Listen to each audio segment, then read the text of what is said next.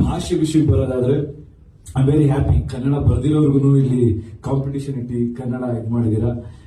I think what I believe is, because most of you may not understand, some of you, wherever we go, if you are able to respect the culture and the language, you will get multifold back. That's what I have experienced in my life, and that is what Karnataka and Kannada has taught me. So I really respect all of you to making an effort to speak in Kannada, and ಆ ಪ್ರಯತ್ನ ಪಟ್ಟಿದ್ದಕ್ಕೆ thanks. And ನಮ್ಗೆಲ್ಲ ಒಂದು ಖುಷಿ ಏನಿದೆ ಅಂದ್ರೆ, ಬೆಂಗಳೂರಿಗೆ ಎಲ್ಲಾ ಕಡೆಯಿಂದ, ಕರ್ನಾಟಕಕ್ಕೆ ಎಲ್ಲಾ ಕಡೆಯಿಂದ ಬಂದವರು ಜನಗಳ ಬಗ್ಗೆ ಒಳ್ಳೆ ಮಾತಾಡ್ತಾರೆ. So like even madam was mentioning, I said, oh, weather is good ma'am in Bangalore, she wants to settle down, and the people are good. So that is our culture. ನಮ್ಮ ಕನ್ನಡ ಜನಗಳ ಸ್ವಭಾವ, ಪ್ರೀತಿ ಏನಿದೆ, ಇನ್ನು ಹೆಚ್ಚಾಗಿ ನಾವೆಲ್ಲ ಅದನ್ನ ಅಳವಡಿಸ್ಕೊಂಡು ಎಲ್ಲರಿಗೂ ಕನ್ನಡ ಕಲಿಸೋಣ.